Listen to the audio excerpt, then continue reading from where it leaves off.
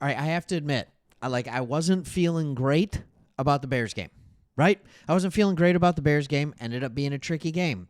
I was feeling better about the Packers game, but not great. But I was feeling better about the Packers game. We end up getting a victory in that one. Just a crazy game. And then with all the injuries, seeing what happened to us in the back end of that Packers game, I wasn't feeling great about the Bills game.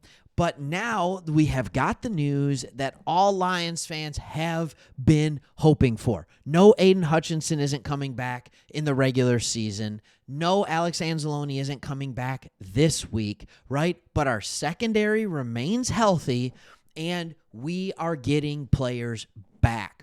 Earlier this week, I did a video talking about how Taylor Decker and Aleem McNeil were the most important players, and they both got in a full practice on Wednesday, but I wasn't sure what was going to happen with the other three, Levi Onwuzurike, Josh Paschal, and DJ Reader. And the reason I wasn't sure what was going to happen with the other three is because they got 2 limited practices, one for a hammy, one for a knee, and then DJ Reader simply did not practice. And this could be partially shoulder. This could be veteran rest. This could be a lot of things. We didn't know.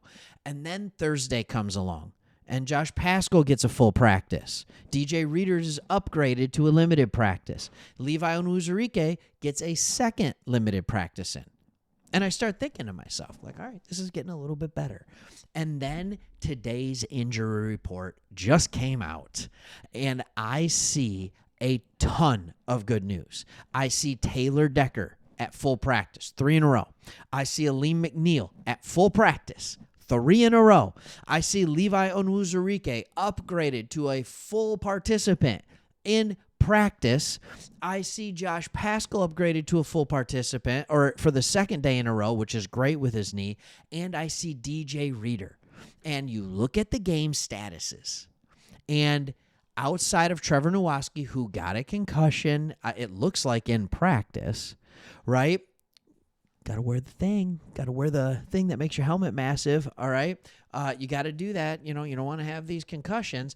Other than Trevor Nowaski, which is a bummer, right? I see all 5 of these guys. All 5 of these guys, which are regular starters for this defense right now, all right? They play a ton of snaps.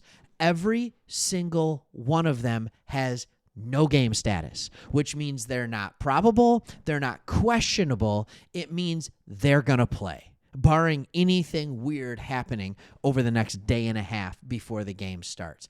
That is really, really good news for this Detroit Lions team. And then when you look down at the Buffalo Bills, coming off of just an absolute barn burner, coming off a game where Josh Allen did his best Superman impression, throwing for 3 touchdowns, running for 3 touchdowns.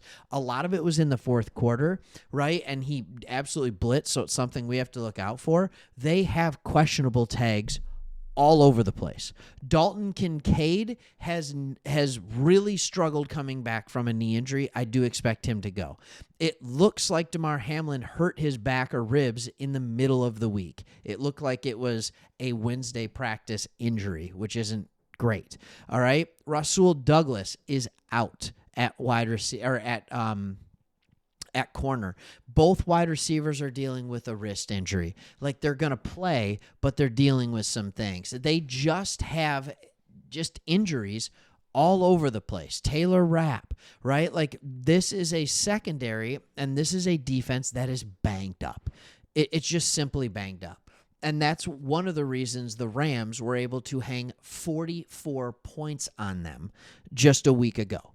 Just 1 week ago, or this past weekend, they were able to hang 44 on them. And they came out firing. And it was all around. I mean, Matthew Stafford threw 30, but then 42 carries for the Rams in this game. So they started throwing and running the ball, and then they were able to put the capper on it by just simply running the ball. Buffalo won the fourth quarter 21-6.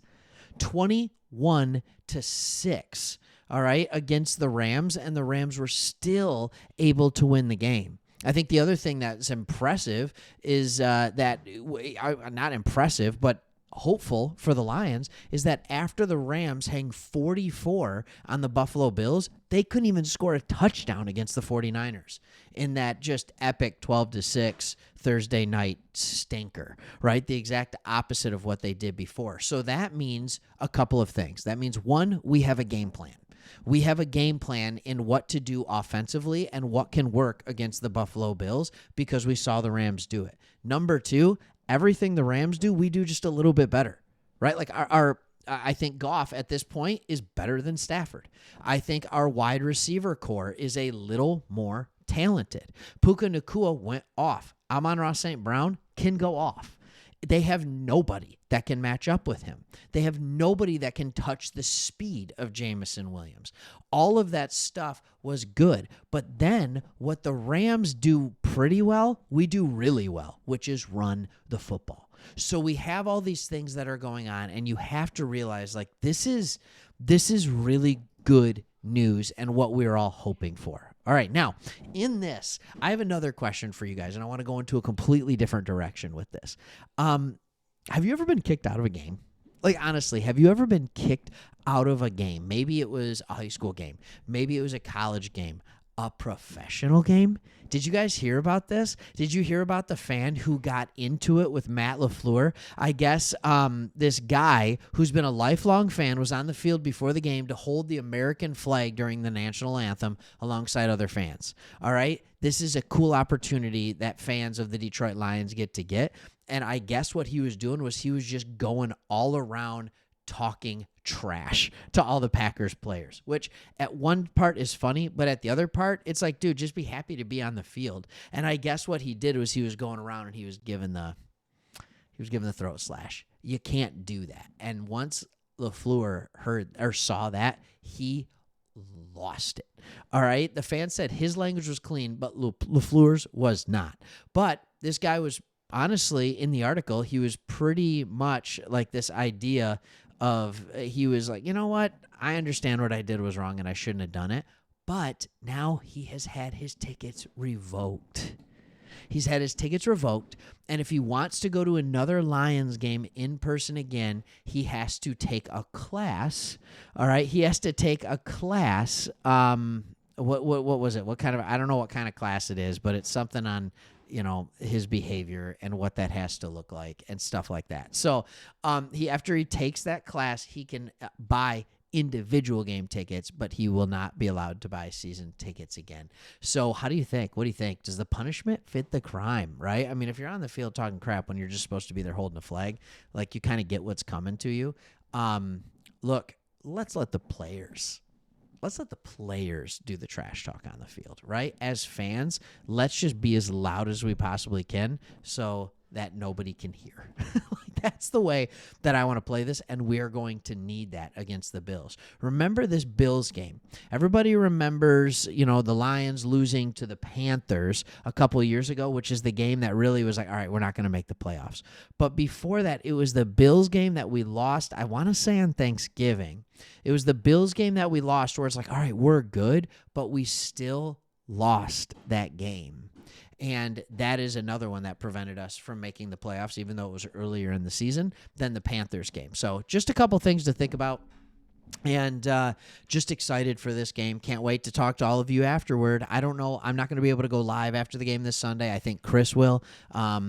As many of you know, I work at a church. I'm a pastor at a church, and we have our Christmas stuff going on Sunday, on the 15th. It's a music and movie night. Hey, if you're in town, Grand Haven, all right, Spring Lake, Grand Haven, Spring Lake, Michigan, Harvest, come check it out, all right? You are all invited. Otherwise, just say, hey, go Lions, and maybe don't make throat-slashing symbols when you're on the field at Ford Field to the other team, because then you will no longer have tickets. All right, thanks for watching.